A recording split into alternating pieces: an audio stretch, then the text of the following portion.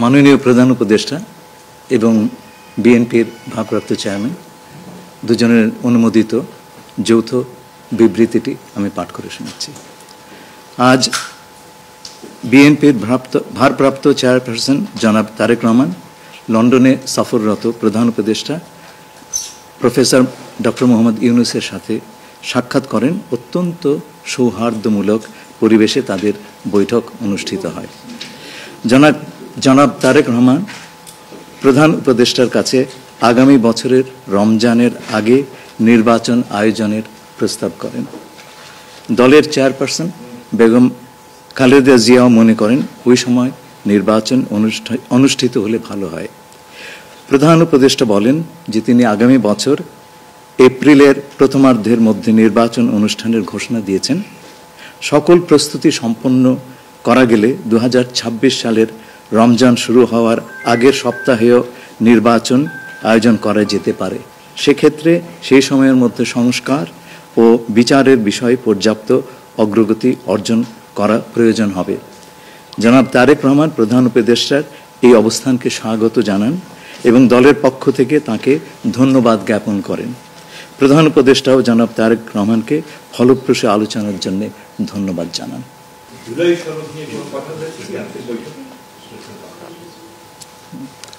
না, জুলাই সনদ নিয়ে তো অলরেডি আলোচনা চলছে দেশে, এবং এই ব্যাপারে আমাদের মধ্যে অলরেডি সিদ্ধান্ত আছে যে ঐক্যমতের ভিত্তিতে জুলাই সনদ হবে, এবং সংস্কারের ব্যাপারে একই উত্তর আমাকে দিতে হয় যে ঐক্যমতের পরিপ্রেক্ষিতে আমরা সংস্কার এবং জুলাই সনদ দুটাই করব। সকলের ঐক্যমতের পরিপ্রেক্ষিতে সেটা সিদ্ধান্ত নেওয়া হবে, এবং এটা আমি নিশ্চিত এটা খুব কম সময়ের মধ্যে আমরা সেই সিদ্ধান্ত নিতে পারব।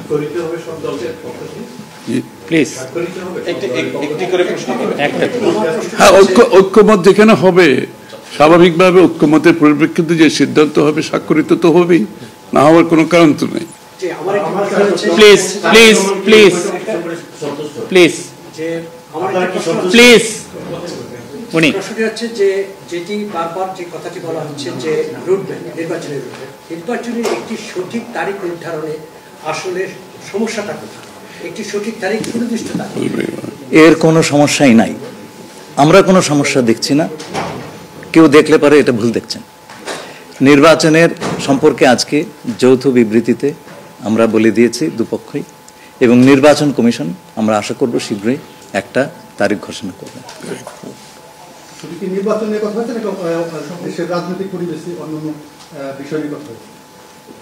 সব বিষয়ে আলোচনা তো হবে স্বাভাবিক। আমরা তো নতুন বাংলাদেশ গড়ার প্রত্যয় নিয়ে সামনের দিকে এগোচ্ছি। সবাই আমরা চাই দেশ গড়ার যে প্রত্যয় আমরা নিয়েছি, আমরা ঐক্যবদ্ধভাবে সেই কাজটা করব।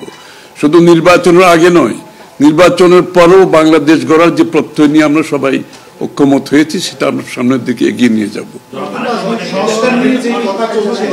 একজন প্লিজ প্লিজ উনি বলুন। সংস্কার নিয়ে যে দীর্ঘ আলোচনা হচ্ছিল, সেই সংস্কার বিষয়ে বিএনপির পক্ষ থেকে বা তারেক রহমান সাহেবের পক্ষ থেকে আপনারা কিভাবে রিঅ্যাক্ট করেছেন? যে আবার স্যার আমি শুনি, যে সংস্কার নিয়ে যে বর্তমান সরকারের যে একটা বিশাল রূপরেখা তৈরি হয়েছে, একটা বিশাল তালিকা, সেই তালিকা নিশ্চয়ই আজকে আপনাদের সামনে উপস্থাপন করা হয়েছে। যে সংস্কার বিষয়ে আপনাদের মতামত কি? বিএনপি কিভাবে সেটাকে? না না, এটা তো পরিষ্কার। এটা এখানে না বোঝার কোনো কারণ নাই। বিষয়টা হচ্ছে সংস্কার। চিফ অ্যাডভাইজার সাহেব, তারেক রহমান সাহেব, আমরা সবাই একই কথা বলছি। যে বিষয়গুলোতে ঐক্যমত হবে সেগুলোতে সংস্কার হবে, তাই না? তো সংস্কারের বিষয়টা একটা চলমান প্রক্রিয়া। এমন না যে আজ সব সংস্কার এখন শেষ হয়ে যাবে। এটা নির্বাচনের আগেও কিছু সংস্কার হবে যেখানে ঐক্যমত হবে, আর নির্বাচনের পরেও সংস্কার অব্যাহত থাকবে। কারণ আমরা যেই দেশ গড়ার প্রত্যয় নিয়েছি, সংস্কারের প্রয়োজনীয়তা সবাই অনুভব করছে এখানে। সুতরাং আগে পরে সংস্কার চলতে থাকবে। Please please please please. আমার হচ্ছে তারেক রহমান দীর্ঘদিন ধরে এখানে অবস্থান করছেন এবং স্বরাষ্ট্র উপদেষ্টাও বলেছেন ওনার দেশে ফিরতে কোনো বাধা নেই। ওনার এই ব্যাপারে কোনো আলোচনা হয়েছে কিনা বা কবে দেশে ফিরতে পারছে? এই ব্যাপারে আলোচনার কোনো প্রয়োজনীয়তা আছে বলে আমরা মনে করি না। তারেক রহমান সাহেব যখন ইচ্ছা উনি দেশে ফিরে যেতে পারবেন, সুতরাং এটা সিদ্ধান্ত উনি নেবেন সময় মতো। আমি একটা প্রশ্ন করতে চাই। আমার প্রশ্ন আছে যে শেখ হাসিনার যে এই যে হত্যাযজ্ঞ, সেই হত্যাযজ্ঞের যে বিচার প্রক্রিয়া, সেই বিচার প্রক্রিয়ার সাথেও কিন্তু একটা বিষয় জড়িত। তিনি বলেছেন যে তার সময় অর্থাৎ নির্বাচনের আগেই শেখ হাসিনার যে বিচার প্রক্রিয়া তিনি শেষ করতে চান এবং পরবর্তীতে তাকে ফিরিয়ে আনার ব্যাপারে তিনি সিদ্ধান্ত নেবেন। এই ব্যাপারে আলোচনা হয়েছে কিনা, এবং যদি সেটা হয়ে থাকে তাহলে সেটাও এই নির্বাচনের রূপরেখার সাথে এটা কোনো প্রভাব ফেলবে কিনা? যৌথ বিবৃতিতে এর উত্তর দেওয়া আছে। সংস্কার এবং বিচার দুই বিষয়ে পর্যাপ্ত অগ্রগতি কথা বলা হয়েছে এবং আমরা মোটামুটি কনফিডেন্ট যে এই অগ্রগতি আমরা নির্বাচন আগেই দেখতে পাবো। সম্পন্ন করা যাবে। রাজনৈতিক দল এনসিপি নির্বাচন কমিশন সংস্কার ছাড়া নির্বাচনে যাবে না বলে ঘোষণা করেছে। এই ব্যাপারে এখানে আলোচনার কোনো সুযোগ আছে বলে আমি মনে করি। এটা স্যার বলেন কি হয়েছে? সকল দলের সম্মতিতে আমরা নির্বাচনটা অনুষ্ঠিত হবে, আমরা সেরকমই চাচ্ছি। নির্বাচন কমিশন, এই নির্বাচন কমিশনের অধীনে নতুন রাজনৈতিক দল নির্বাচনে যাবে না বলছে, এখনো আলোচনা হচ্ছে। এটা ওনাদেরকে জিজ্ঞেস করেন। এটা যার প্রত্যেকটি দলের নিজস্ব মতামত আছে, তবে আমরা সকলকে নিয়ে নির্বাচনটা করতে চাচ্ছি।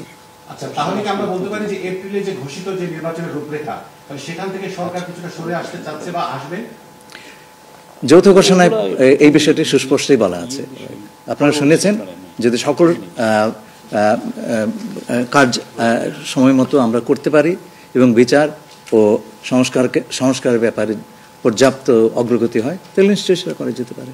এখানে আমি একটু অ্যাড করি যে ইয়ের সাথে, যে মিটিংটা প্রথমে আমাদের দুই সাইডের ডেলিগেশনের সাথে হয়েছে এবং পরবর্তীতে 1 to 1 ওনারা দুজনে দীর্ঘ সময় আলোচনা করেছেন।